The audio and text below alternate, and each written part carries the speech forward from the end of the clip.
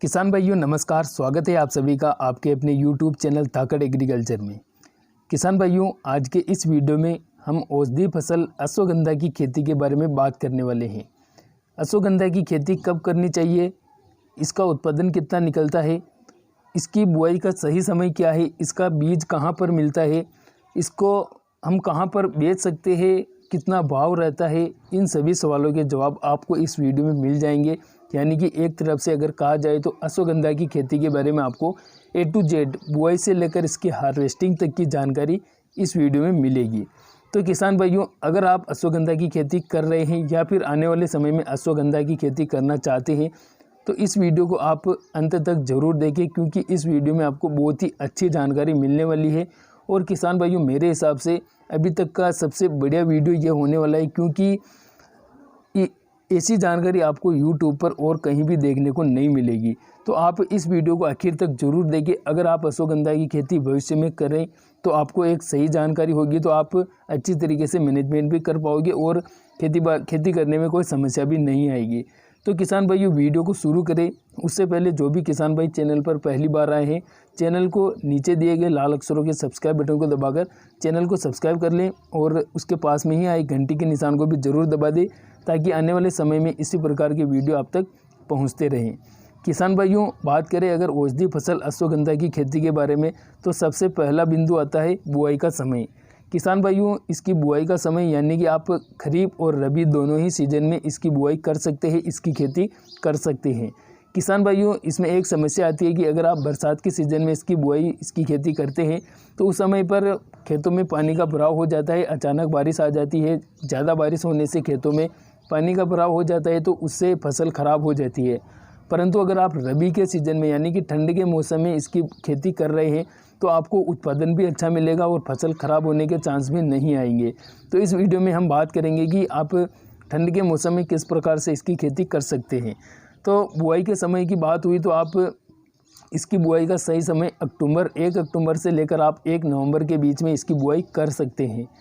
किसान भाइयों, बात करें अगर खेत की तैयारी की, तो खेत की तैयारी आपको जैसे नॉर्मल फसलों में आप खेत की तैयारी करते हैं 1 से 2 बार हकाई जुताई कर लेनी है, और हो सके तो आप इसमें रोटावेटर ज़रूर चला दें, जिससे कि मिट्टी भुरभुरी हो जाए, बारीक हो जाए, तो वो काफ़ी ज़्यादा अच्छा रहता है। किसान भाइयों, अगले बिंदु की बात करें तो बुआई की विधि। दोस्तों, यह सवाल अधिकतर किसान भाइयों के मन में रहता है कि इसको किस प्रकार से बोया जाए। तो इसकी बुआई करने का एक ही तरीका है, हाथों से छिड़काव करके। किसान भाइयों, बुआई की सबसे बेस्ट विधि है हाथों से इसका बीज छिटक कर बोना चाहिए। किसान भाइयों, अगर बात करें इसके प्रति एकड़ बीज दर की, तो बीज की मात्रा आपको प्रति एकड़ यानी कि अगर 1 बीघे के हिसाब से मैं आपको बताऊं तो 5 किलो 1 बीघे में बीज आपको छिड़काव करना ही है। यानी कि 1 एकड़ की बात करें तो आपको 10 से 13 किलो बीज 1 एकड़ में छिड़काव करना चाहिए, तभी जाकर पौधे सही से उगते हैं। किसान भाइयों, इसके बाद अगर बात करें बुआई के समय खाद प्रबंधन की, तो बुआई के समय आपको देसी खाद जरूर डालना चाहिए। किसान भाइयों, 1 एकड़ में आपको 2 से 3 ट्रैक्टर की जो ट्रॉली आती है वो देसी खाद अपने खेत में अच्छी तरीके से बिखेरना है। उसके बाद में हकाई जुताई करके फिर इसकी बुआई करनी है। किसान भाइयों, अगर बात करें सिंचाई की, तो सिंचाई एक तो आप जब इसकी बुआई करते हैं बीज को छिड़काव करके बुआई की, उसके जस्ट बाद में आप उसकी सिंचाई करें।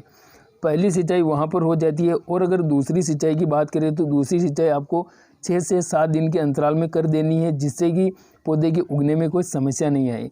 तीसरी सिंचाई के बारे में बात करें तो तीसरी सिंचाई आप फिर 15 से 20 दिन निकलने के बाद इसकी तीसरी सिंचाई करें, और उसके बाद अगर सिंचाई की बात करें तो वो आपके खेत के अनुसार जिस प्रकार से नमी खत्म होती है उसके बाद में आप अपने हिसाब से सिंचाई करते जाइए।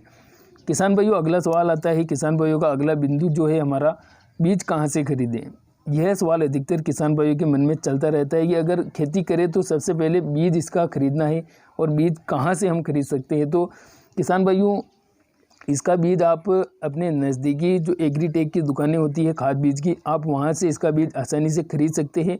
और अगर वहाँ पर भी आपको नहीं मिलता है तो आपको घबराने की कोई बात नहीं है। आप मध्य प्रदेश की जो नीमच मंडी है वहाँ पर औषधीय मंडी में इसका बीज आसानी से मिल जाएगा, और वहाँ के कई सारे किसान भाई इसकी बुआई भी करते हैं, तो आप उनसे भी संपर्क कर सकते हैं, या फिर मंडी से डायरेक्ट आप इसका बीज भी खरीद सकते हैं। किसान भाइयों अगला बिंदु आता है मिट्टी का चयन। इसकी जो बुआई हम करते हैं वो कौन से खेत में करनी चाहिए। किसान भाई वैसे तो आप इसकी लाल और काली दोनों ही प्रकार की मिट्टी में बुआई कर सकते हैं, परंतु लाल मिट्टी में अगर कंकड़ मिक्स होते हैं अगर मिट्टी में तो उससे जड़ें कट जाती है। यानी कि अगर कंकड़ वाली मिट्टी होती है तो उसमें क्या होता है कि जो जड़ें हमारी ज़मीन के अंदर जाती है वो उसके अगर बीच में पत्थर आ जाता है तो वो जड़ वहीं से कट जाती है। इसलिए आप काली मिट्टी में जिसमें कंकड़ पत्थर की मात्रा कम हो उस खेत में आपको बुआई करनी चाहिए। ऐसी मिट्टी का आप चयन करें। किसान भाइयों अगर अगले बिंदु की बात करें तो इसके पकने की अवधि कब तक की होती है, यानी कि यह फसल कितने दिन में पककर तैयार होती है। तो किसान भाइयों यह कम से कम 4 महीने की फसल है, यानी कि 120 से 130 दिन के अंदर यह फसल पककर तैयार हो जाती है। और अगर इसके आप बीज के पकने तक इंतज़ार करते हैं तो यह लगभग 150 दिन में यानी कि 5 महीने में पककर तैयार होती है। किसान भाइयों अब अगले पॉइंट की अगर बात करें तो फसल की हार्वेस्टिंग हम किस प्रकार से करें। दोस्तों यह सवाल अधिकतर किसान भाइयों के मन में रहता है। जो नए किसान होते हैं, पहली बार खेती करने जा रहे होते हैं, उनके मन में काफ़ी ज़्यादा सवाल चलता है कि फसल को हम किस प्रकार से हार्वेस्ट कर सकते हैं। तो दोस्तों जिस प्रकार से आप मूंगफली की हार्वेस्टिंग करते हैं, यानी कि पहले आप उस पर हल्का फुहारे के द्वारा पानी सिंचाई करके फिर उसकी हार्वेस्टिंग करते हैं, तो उसी प्रकार से आपको इसकी हार्वेस्टिंग करना चाहिए।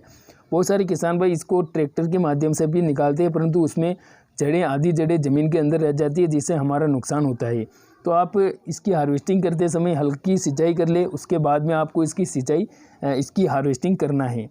किसान भाइयों एक बात और ध्यान में रखिएगा कि जिस दिन आप इसकी हार्वेस्टिंग कर रहे हैं उसी दिन आपको इसकी कटाई करना है, वरना अगर आप ज़्यादा दिन तक पड़े रखते हैं खेत में लहसुन की तरह तो ये जो जड़ें होती है इसका जो रस होता है ऊपर की टहनियों में चला जाता है, जिससे जड़ बिल्कुल भी सिकुड़ जाती है, उससे भी हमें नुकसान हो सकता है। तो आप इस बात का प्रमुख रूप से ध्यान रखें।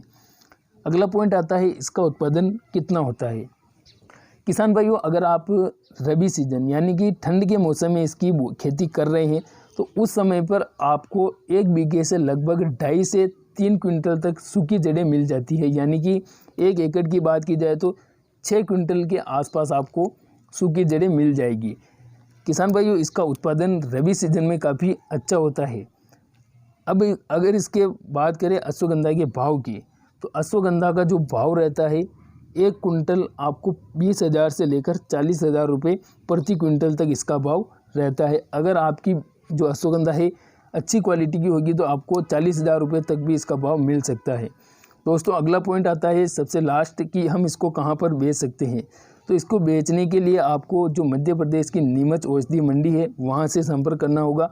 वहाँ पर इसकी जो है भाव भी अच्छा मिलता है और उसको आप आसानी से नीमच मंडी में बेच सकते हैं। किसान भाइयों यह कुछ महत्वपूर्ण जानकारियाँ थी। अगर इसके बीच में कोई जानकारी छूट गई हो, जिस चीज़ की आपको जानकारी नहीं मिली वो आप कमेंट करके बता सकते हैं। अगले वीडियो में हम उस पर भी एक और नया वीडियो बनाकर स्पेशल उसकी जानकारी देंगे। किसान भाइयों यह वीडियो आपको कैसा लगा कमेंट करके ज़रूर बताइए और इसी प्रकार के वीडियो आगे देखने के लिए चैनल को सब्सक्राइब जरूर कीजिए। धन्यवाद। जय जवान जय किसान।